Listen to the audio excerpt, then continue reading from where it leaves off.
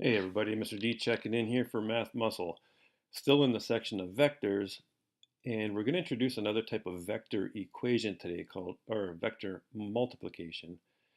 Just like in the prior videos, you may have noticed when we're dealing with parallel vectors, scalar multiplication was a type of multiplication that was used.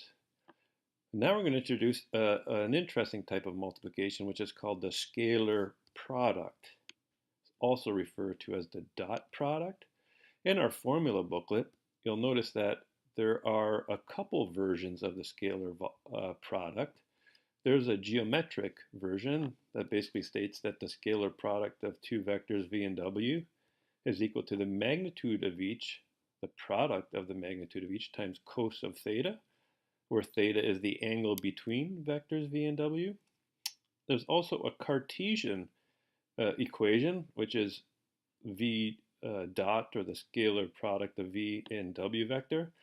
And basically it's the sum of the product of each of the corresponding x components, y components, and z components. And in each case, it's important to note that the scalar product results in a scalar quantity,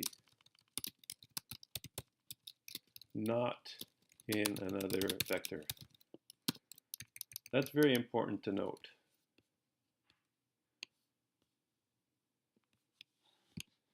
So, having said that, let's attempt our first scalar product, shall we, between vectors p and vectors q. They're three-dimensional vectors given in Cartesian form, so we can actually use the Cartesian form of the scalar product. Just scroll down for a moment here.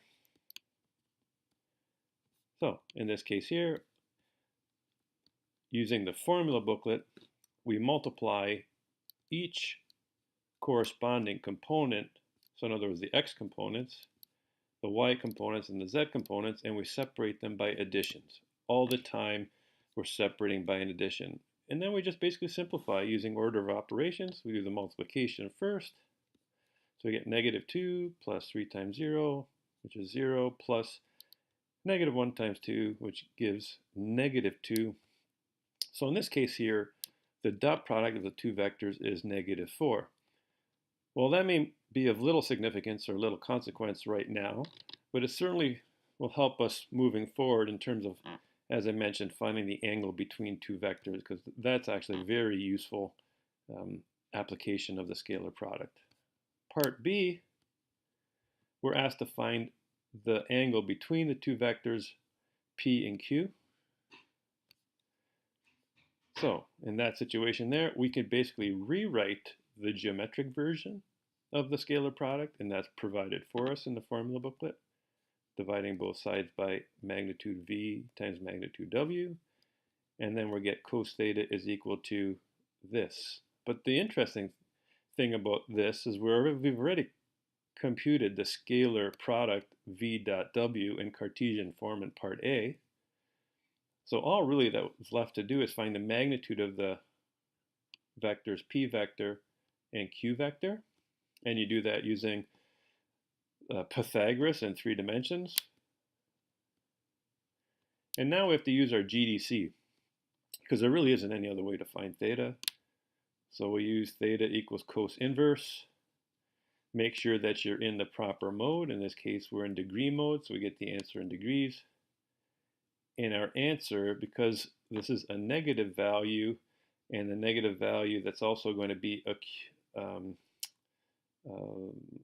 less than 1, so in this case here, or less than 0 rather, it's negative, we're going to have an obtuse angle due to the nature of the cosine function.